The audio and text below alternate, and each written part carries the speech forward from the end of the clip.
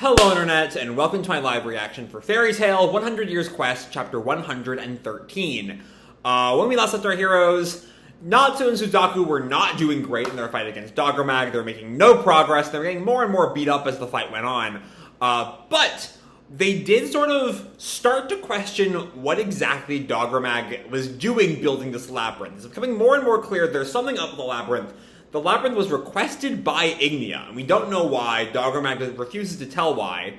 Meanwhile, back with the rest of the gang and Celine is sending them out to take down the Dogger Corps to help out Natsu and Suzaku. There's a little bit of a moment between Celine and Gray, as Celine explains herself to Gray. Gray is a little skeptical, but has no other choice but to trust her right now. And Gray continues on with the mission, but he finds some guy stealing one of the Dogger Corps. Not a wizard. I think he's a treasure hunter. Though I've already seen this chapter's title, so I'm probably wrong on that point. But it looks like we're going to have a fight with Gray fighting someone right now. I don't know. So let's dive right on in chapter 113, Alchemist Guild. So I'm guessing this guy is an alchemist, which is a new thing in Fairy Tail, by the way. We've not had alchemists before. Our picture here is Gray and Juvia, calling each other on cell phones, which I guess are things in this little AU here. Even when they're apart, their hearts are always connected. We pick up where we left off, with the guy sort of like staring down Gray, and Gray questions, "Who the hell are you? A Diabolos member?" And the guy questions Diabolos. "Oh, right. They're the #1 wizard guild on this continent." Okay. I'm not quite sure we knew that. Also, something about the phrasing of that feels a little odd to me. If Diabolos is so famous, it's like Fairy Tail famous, but for Giltena instead of Ishgar, it's a little weird that he, has to remember them. And then the way it's framed is a little strange. I don't know. It's probably me being really nitpicky here. But he's clearly not a Diabolos guy. And this is the first time we're hearing of this, I guess, because Gray questions, so Diabolos was that powerful of a guild? And the "was there" is interesting, because Diabolos is basically entirely gone at this point. Their 4 strongest members are defeated, except Suzaku, who's still kicking. Yorg is dead. Georg, whatever his name is dead. They're not that powerful anymore, I reckon. But he continues, "For a wizard guild, anyway. I'm Sai, from the continent's #1 alchemist guild, Gold Owl." Okay. So yeah, the Alchemist Guild, as the title sort of implied, called Gold Owl. What exactly alchemy means in this world is a whole other question. Because, that's something Mashima's never really brought up in the past 600 plus chapters. And Gray is also confused. Alchemist Guild? I don't get all the details, but alchemy is kind of like magic, right? So yeah, there's some difference, I guess, because Sai protests. I mean, it'd be a pain in the ass to explain, so whatever. That just feels like, it's almost like charmingly lazy. Yeah, you could set up an entire new system of magic, but who really gives a damn? It's just there so Gray can fight some guy for a bit. But Gray goes on, "Well, anyway, I can't let you have that stone." And Sai tells him, this is a treasure I found, so I ain't gonna let you have it. And Gray protests, "That's no treasure. It's part of the dragon that made that made this labyrinth." "I know. That's what makes it treasure, right? This here is gonna become crucial alchemy material for expanding my guild." I mean, if they're already the strongest alchemy guild on the continent, and there are no other alchemy guilds on other continents, given that Gray has never heard of them, I don't know who he's competing against, why he needs to expand, but okay. It's a basic enough motivation. He's really just there to give Gray something to do. And Gray just sighs, "Looks like I got no choice. Just don't hold it against me." But we see there's something steaming from Gray, and Sai notices that. And Sai, or maybe not, because his reaction is more just anger here. "Huh? You really think it's okay for Mr. Wizard who doesn't know alchemy to pick a fight?" And Gray just readies an attack. Ice Make! And he does something. Gets out some, does something with his hands. Transmute! I'm gonna change you into another form. Love Bond! And Juvia appears. Or he transforms into Juvia. Or something, given what Sai says. But okay. Juvia's here. And it definitely is great, because he's still doing, the Ice Make thing. Huh? My magic's gone. What happened to my voice? And he looks down at the boobs. And he suddenly realizes, huh? Wait, and he, feels his face. Wait, what the? Juvia? I turned into Juvia? And Sai just teases, I transmuted your bond, the woman you're in love with. How's it feel? Are you happy? Okay, so if there was still somehow any lingering doubt about Gray's feelings for Juvia, no, the whole thing in 100 Years Quest is being well past that point, but we're well past that point now. We are magically reminded of Gray's love for Juvia. So, once again, Groovia shippers eating good tonight. But Gray is just stunned. Huh? Through that bond's transmutation, you've taken on that woman's form. And lost your powers. And that sort of shocks Gray as he tries to use Ice Make. I can't use magic! Can he use Juvia's magic? Can he somehow use, her water magic? Because maybe he's just trying to use Ice Make, and he doesn't really have Ice Make anymore. And Sai goes on, there's this other technique called Rival Bond, but it's useless since it turns you into someone as strong as you. But women I can crush easily. That is sexist. That is a misogynistic thing to say. And Gray just, glowers at him. And Sai goes on, also, this alchemy has a side effect. And we cut back to Fairy Tail's ship as they are still slowly sailing back to Ishgar. As we see, Levy, Macau, Wakaba, Droid, Kana, Maxon, and Warren all stunned. As Juvia, in Gray's body. What happened, everyone? Is there something on Juvia's face? As she's touching Gray's face, she's gonna be real happy in a minute. As Kana tells her, "You're not Juvia. Why'd you turn into Gray out of nowhere?" But she's still talking like Juvia. And Elephant just declares, "She's the man." And Mira, "Oh my, welcome back." "No, it's probably Juvia, even though it's Gray." And Juvia just feels her new face. Juvia is taking Gray-sama's form from loving him too much. And Makarov has seemingly heard of it. Is this a form of alchemy? And Levy looks at him confused. Alchemy?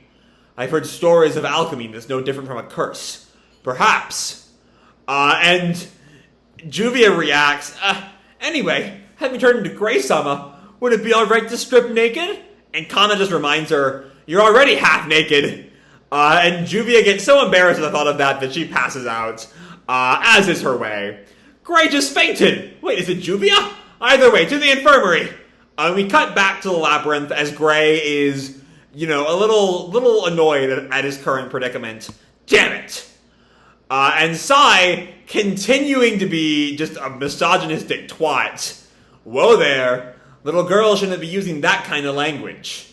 And Gray is just readies his fists. A woman, what are you getting at? Don't look down on Juvia. And he starts to do a dramatic Gray strip, shocking Sai. Huh? And Gray gets real self-conscious all of a sudden and just closes up his shirt. That was close. I almost stripped like I always do. But the fight is still going on. And I'm going to have some thoughts on Sai, specifically with his misogyny a little later on. Tying back to the things I was talking about 10 chapters ago with Lucy. But anyway, Sai readies his move, Transmute, Destruction Chain. And it's very much feels like Musica's like silver. I forget if he called it silver claim abilities in Ray of Master. But Gray recognizes it as I get it. It's the same as Maker Magic. So we can make something and use it as a weapon. And Sai throws the chain. Take this! And Gray ducked. The chain goes wide over his head. And he jumps back. What? And Gray comments, this body can sure move. So Juvia's physical abilities are still the same. And Sai is just confused. You mean this woman's a wizard too? And Gray just grins at him. Did you turn me into Juvia without even guessing that much? And, you know, he ducks again below the chains. And Gray just comments, if I were Urza, you'd be finished by now. Yeah, like, Fairy Tail is not the series to, like, be a giant raging, like, cliche as hell misogynist here. But Sai just questions, Urza? And Gray tells him, what I'm saying is, didn't you think it'd be possible the woman I switched with would be stronger than me? And Sai is just stunned. I never thought of that! And Gray is stunned in his own idiocy. Jeez, this guy's an idiot! But all women are usually weak, right? And Gray, God, like, it's a cliche is the thing. How can you say that in this day and age? Where I'm from, the women are nothing but strong. Aren't there any powerful women at your guild? And Sai suddenly realizes with a start, there are! There's the Signario sisters! Yeah, you might just be really, like, it's almost like, I don't know, there's like the cliche-ness of his, like, the most stereotypical misogyny you've ever seen. But also, he's so stupid, it's almost funny. Like, God, he's dumb. And Gray just tells him, well, there you go. And Sai just gets into a panic now. And Gray's just confused at this sudden turn as Sai reacts, I'm gonna get killed. I have to bring this stone with me. Stay out of my way. And he just launches the chain at Gray as he reacts. He got faster? Oh no. And Gray does not get out of the way this time, but he does tap into Juvia's latent magic and turn into water. Cause yeah, physical attacks don't really do good against Juvia. That's sort of her thing. And Sai is just confused. Huh? Hey, what's with your body? And Gray kind of realizes it's Juvia's magic. I get it now. It's not that I can't use magic. It's that I can't use my magic. Which means I can use Juvia's magic. That said, it's not something I can use easily. Water magic. It's almost like ice.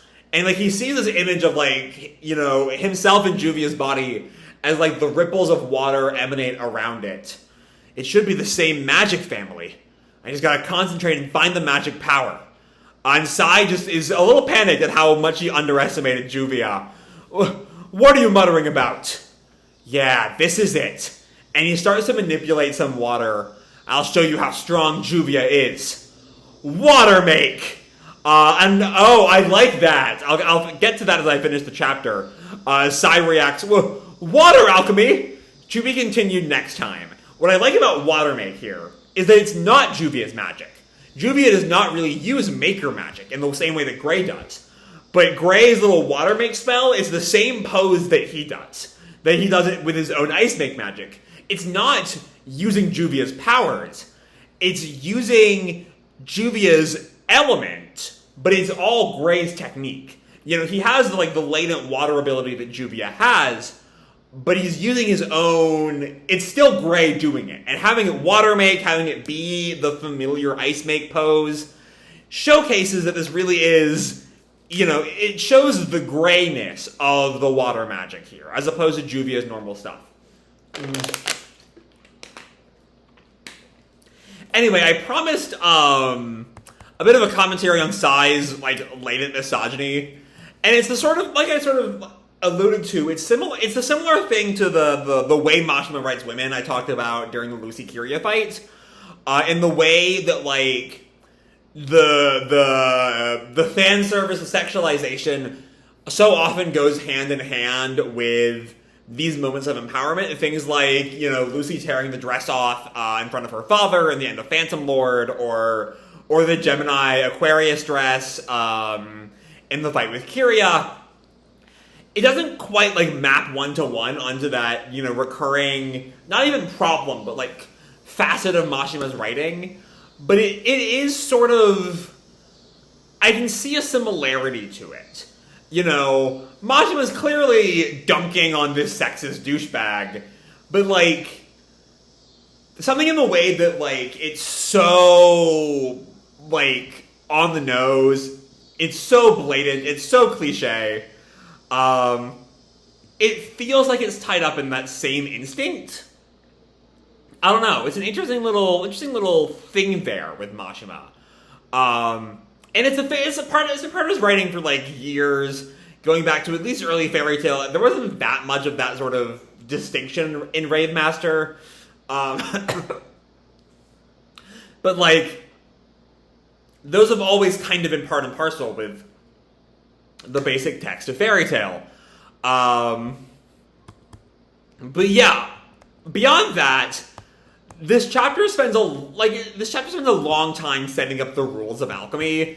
Like, the fight doesn't really get going until, like, chapter 14, or page 14 of 21. So the first 2/3 of the chapter are really just, like, set up for what the hell alchemy is. And, like, it's an interesting thing. It's definitely an interesting concept.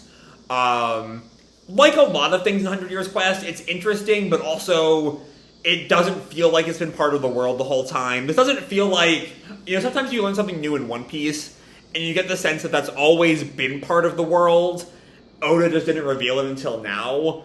That's not how this feels. This feels like Mashima came up with something, and because it's a new continent, he can just sort of say it's been there for years and we never heard about it. But it never quite feels like it gels with, like, the rest, like, early Fairy Tail world building. And that's fine, because, like, the actual content of the fight is so interesting, is so fun. Like, I really like the water make. I really love the water make. The Gray not just becoming Juvia in using her magic, but using her magic in his own way is really cool. But then, yeah, I do like what we see of the fight. You know, Sai, like I said before, it's almost charming how utterly stupid he is. You know, he has the whole, women are weaker than men, this should be easier for me. And then he remembers, like, the exact opposite of that being true in his own guild. Like, it's stupid, but, like, it's also kind of funny. I don't know also if that Signario Sisters thing is going to be like a sign we're going to meet the Signario Sisters at some point. It's a sign that alchemy is going to be a recurring thing for the next part of 100 Years Quest.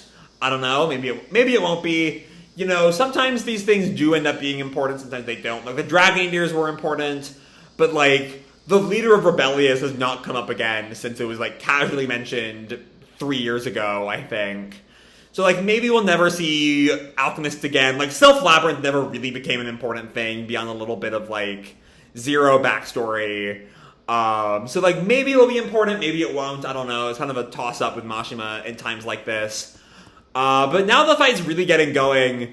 I don't think it'll be a hard fight for Gray, but I think it can still be fun. You know, seeing this, like, variation on Maker Magic as he's not really stuck, but, like, as he's using water instead of ice, and how that sort of impacts the way he fights. You know, will the fact that he's used to fighting with sharp edges impact the fact that water doesn't really do sharp edges? It'll be like a drowning force or like a water whip or something like that. I don't know. We'll have to sort of wait and see. So I'm excited to see how this fight shapes up. Not so much for, like, the fight itself, because, like, Sai is not an interesting enough character for me to really care. There's no real connection between these two. But I am excited to see, like, how water make will be different from ice make. That could be fun. That will be fun. And I want to see how that all plays out. So that said, I'm going to leave this video off here. Hope you'll enjoy the chapter and the video itself. If you did, feel free to drop me a like or subscribe, or, you know, do whatever makes you happy, you know? And as always, your life is your own, okay? Bye!